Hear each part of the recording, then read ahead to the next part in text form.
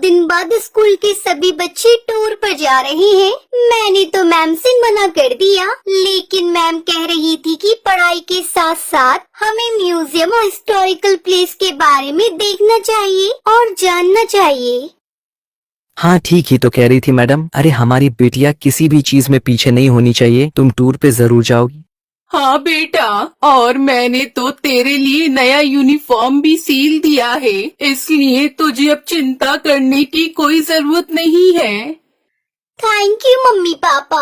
आप जैसे माँ बाप हर किसी को मेरी हर छोटी छोटी ख्वाहिशों को पूरा करने के लिए आप दोनों दिन रात मेहनत करते हैं। वैसे ही मैं जल्दी ही कामयाब होकर आपके हर एक सपने को पूरा करूँगी। टुनटुनी मिडिल क्लास फैमिली से थी। उसके पापा कुली थे और उनको दूसरों का बोझ उठाने का जो भी काम मिलता वो करते और उससे पैसे मिलते थे। वो उसी से अपना घर चलाते थे। वो लोग वही स्टेशन के पास किराए का घर लेकर रहते थे।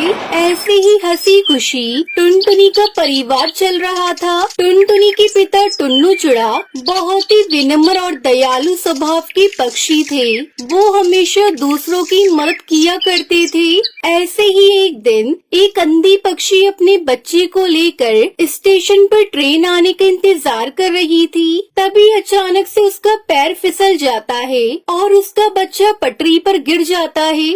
माँ मुझे बचाओ, माँ बचाओ मुझे। अरे बेटा कहाँ हो तुम? गोलू, मेरे बच्चे कहाँ हो तुम गोलू?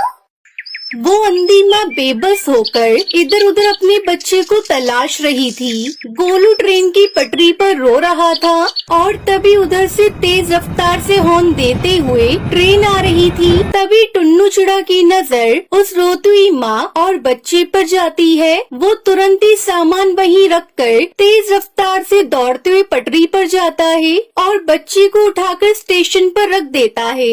तभी ट्रेन आ जाती है और टुन्नू चुड़ा अपने साहस भरे जज्बे के साथ उस बच्चे को तो बचा लेता है, लेकिन वो खुद को नहीं बचा पाता और उसकी वही मौत हो जाती है। ये खबर जब उसके घर वालों को पता चलती है तो उनके ऊपर मानो जैसे दुखों का पहाड़ टूट पड़ता है। वो लोग फूट फूट कर रोने लगते हैं। माँ पापा हमें छोड़कर कहाँ चले गए? माँ हमारा क्या होगा? माँ कौन मेरी हर इच्छा को पूरी करेगा? अब मुझे कौन पढ़ा लिखा कर अफसर बनाएगा? वहीं टुनटुनी की माँ टूनी की भी तबीयत खराब हो जाती है। अब घर की सारी जिम्मेदारी टुनटुनी चिड़िया पर आ जाती है। ऐसे ही एक महीना बीत जाता है। माँ मैंने दाल और रोटी बनाई है, चलो माँ थोड़ा सा खाना खा लो। तुम खा लो बेटी, मुझे भूख नहीं है। माँ अगर आप नहीं खाओगी तो फिर मैं भी नहीं खाऊंगी। थोड़ा सा खा लो ना माँ। आपको इस तरह देखकर पापा को भी अच्छा नहीं लग रहा होगा। प्लीज माँ खा लो।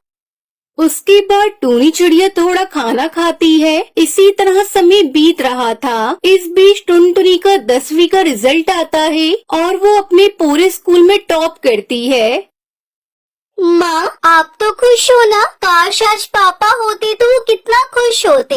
पर देखना माँ, मैं जल्दी ही आगे की पढ़ाई पूरी करके अपने पापा का नाम रोशन करूँगी। टुनटुनी ये सब कह रही थी कि तभी वहाँ पर उसका मकान मालिक कड़कनाथ सेठ आ जाता है। देख टुनटुनी, अब तुम दोनों अपने रहने के लिए कोई दूसरा ठिकाना ढूंढ लो, क्योंकि यह घर मैंने किसी और को किराए पर दे दिया है। मालिक, घर देने से पहले एक बार आप हमसे पूछ तो लेते।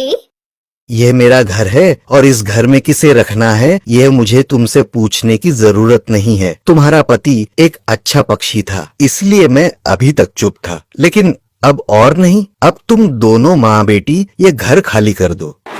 उसके बाद दोनों माँ बेटी रोते हुए घर से निकल जाती है। माँ अब हम कहाँ जाएंगे माँ? जहाँ भी किस्मत ले जाए बेटी। चल बेटी मेरे साथ चल। उसके बाद दोनों माँ बेटी घर की तलाश में निकल पड़ते हैं, लेकिन उन्हें कहीं कोई घर नहीं मिलता। वो दोनों एक सुनसान सड़क पर बस चले जा रही थी। तभी एक तेज रफ्तार गाड़ी आती है और टूनी चिड़िया को टक्कर मारकर चली जाती है। माँ ये आपको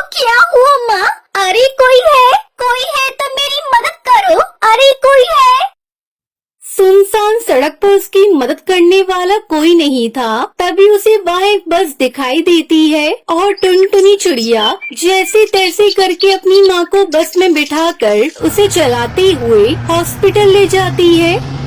देखिए चिड़िया, तुम्हारी माँ के सिर से काफी खून बह गया है, हमें ऑपरेशन करना होगा। तुम जल्दी से 1 लाख रुपए जमा करवा दो।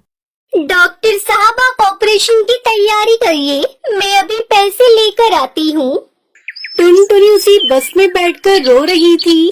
हे भगवान, पापा को तो पहले ही मैं खो चुकी हूँ। अगर माँ को कुछ हुआ तो मैं नहीं जी पाऊंगी। मुझे हर हाल में मेरी माँ की जान बचानी है, लेकिन मैं इतने सारे पैसे कहाँ से लेकर आऊंगी? तभी उस बस में से आवाज आती है, परेशान मत हो टुनटुनी चिड़िया, मैं परी लोक से आई हुई हूँ। मैं जादुई बस हूँ और तुम्हारे परिवार वालों की अच्छाई को देखते हुए ही रानी परी ने मुझे तुम्हारी मदद के लिए भेजा है। आज से तुम्हें घबराने की कोई जरूरत नहीं है। ये लो, ये पूरे 1 लाख रुपए हैं। जादुई बस, मैं तुम्हारा ये एहसान कैसे चुका पाऊंगी? थैंक यू बस, तुमने मेरी ऐसी मुश्किल समय में मदद की जब मेरा साथ देने वाला कोई नहीं था।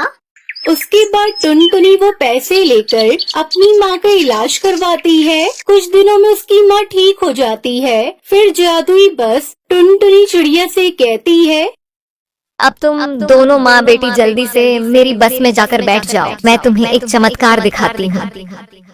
उसके बाद वो बस खुद ब खुद एक बस घर के रूप में बदल जाती है। टुनटुनी, आज से ये घर तुम्हारा है। तुम अब यहाँ अपनी माँ के साथ आराम से इस बस घर में रह सकती हो। और हाँ, तुम्हें इस घर में किसी भी तरह की कोई कमी नहीं होगी। वो सब तो ठीक है जादुई बस, लेकिन ये बस घर तो शहर से काफी दूर है। फिर मैं अपने स्कूल कैसे जाऊंगी? बस इतनी सी बात, मैं हूँ ना, मैं भला किस दिन काम आऊंगी। उस दिन के बाद से टुनटुनी और उसकी माँ जादुई बस घर के साथ हंसी खुशी रहने लगती है। उन्हें अब किसी भी चीज की कोई कमी नहीं होती और जादुई बस हर कदम पर टुनटुनी की सहायता करती है। अगर आपको ये वीडियो अच्छा लगा तो लाइक करें और इस तरह का वीडियो देखने के लिए हमारे इस चैनल को सब्सक्राइब करें।